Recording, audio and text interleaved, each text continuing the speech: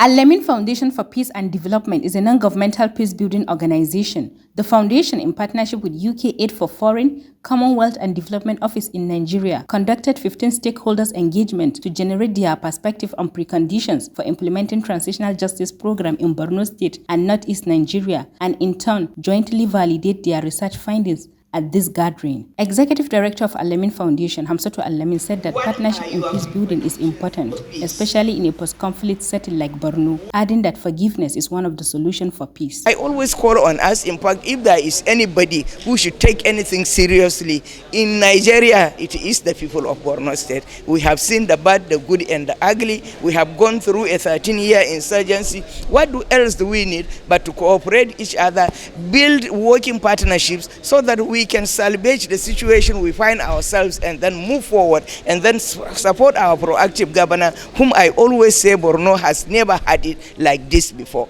A lecturer from University of Maiduguri, who is also a researcher with the foundation, Dr. Lawan Balami, explained the research findings of the 446 interviewees from Maiduguri Metropolitan, Dikwa, Goza and Bama to the participants. I've confirmed that the findings are indeed a representation of their responses during the survey.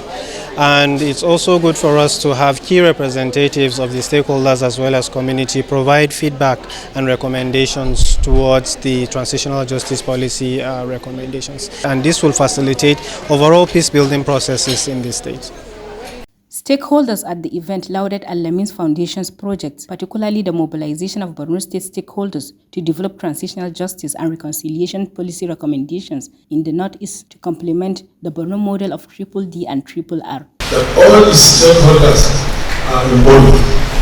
The defenders, the victims, the traditional, the SO, everybody is involved. There is need to create structures, either courts, integration processes, any kind of structure whatsoever that will bring people together and then push the government agenda of reconciliation and justice.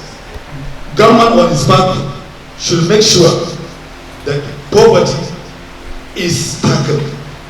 Tackling poverty here is not only on material platform, no. The spiritual poverty should be tackled. And tackling spiritual poverty, ulama come in. I think the government should come out, find a way of sensitizing the general public on why they are taking more sides of these repentant Boko Haram and displaced communities.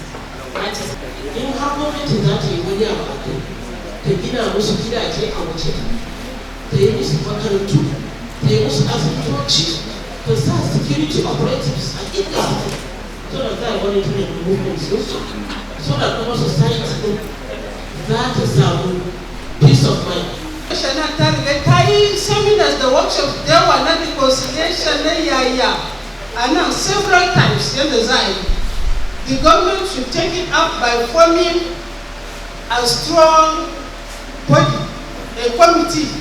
I kira all stakeholders too. Some of the session recommendations include equal economic empowerment for victims, affected communities, survivors and reintegrated ex-Boko Haram members, advocacy that targets the mainstreaming of women in peace and security-related decision-making, and open declaration by ex-combatants to accept transitional justice, among others.